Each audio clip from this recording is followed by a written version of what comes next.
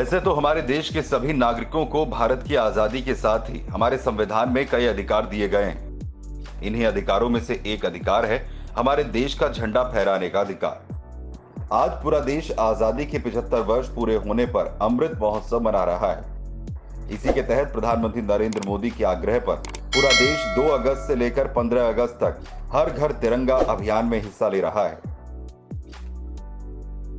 हम आपको बता देते हैं कि नेशनल फ्लैग कब, कहां और कैसे फहराया जाता है। इसे लेकर कुछ नियम भी बनाए गए हैं जिनकी अनदेखी आपको भारी पड़ सकती है। तिरंगा फहराने को लेकर 2002 में एक फ्लैग कोड बनाया गया है। आइए जानते हैं हमारे देश के तिरंगे के बारे में कुछ खास जानकारी और क्या है हमारा नेशनल फ्लैग कोड और इसमें हमारे अधिकार। भारत का राष्ट्रीय ध्वज 3 रंगों से बना है, इसीलिए इसे तिरंगा कहा जाता है। संविधान में इसका सम्मान करने का खास तौर पर जिक्र किया गया है। भारतीय होने के नाते आपको तिरंगे से जुड़ी हर जरूरी बात पता होनी चाहिए। राष्ट्रीय ध्वज को महात्मा गांधी के कहने पर स्वतंत्रता सेनानी पिंगली वेंकैया ने डिजाइन किया था।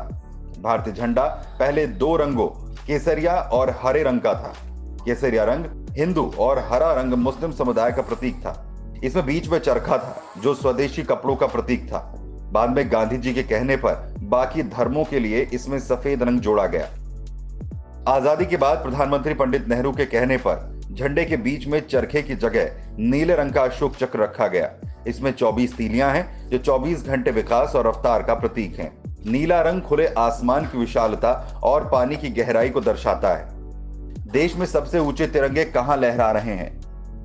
बेलगाम Karnataka 360.8 feet, Attari border 360 feet, Kolhapur Maharashtra 303 feet, Pahari Mandir Ranchi 293 feet, Teli Bandh Raipur 269 feet, Faridabad 250 feet, Bhopal 237 feet, Connaught Place Delhi 207 feet, Jaipur 206 feet. Indian flag code 2002 के मुताबिक नेशनल फ्लैग तिरंगे को केवल दिन में ही फहराने की अनुमति थी। शाम होने के साथ ही इसे उतार लिया जाता था।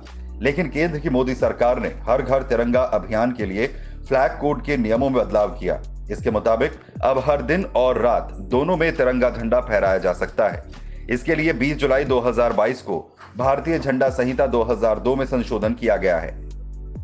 फ्लैग कोड में एक और बड़ी तब्दीली करते हुए सरकार ने पॉलिस्टर और मशीन के झंडों को भी मंजूरी दे दी है।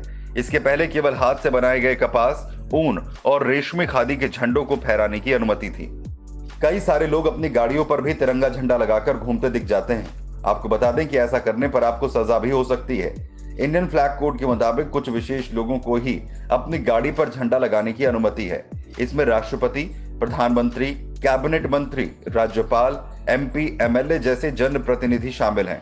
वहीं सुप्रीम कोर्ट और हाई कोर्ट के जज और विदेश में पोस्टेड हाई कमीशन या उसके समक्ष के अधिकारियों को गाड़ी पर झंडा लगाने की अनुमति है।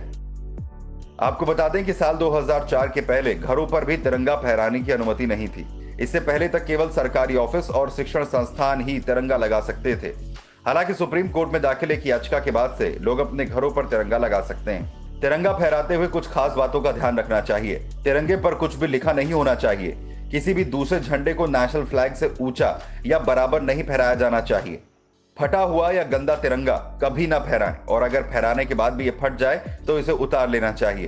तिरंगे को हमेशा पूरे आदर और जोश के साथ फहराया जाता है और धीरे धीरे उतारा जाता है। इसे कभी जमीन पर टच नहीं करना चाहिए। तो जब भी आप कभी भी फहराएं तिरंगा तो हमेशा याद रखें नियम और अपने अधिकार। अपने अधिकार जानने के लिए और इसी तरह की अपडेट के लिए आप हमारे चैनल को सब्सक्राइब करें और बेल आइकन जरूर दबाएं।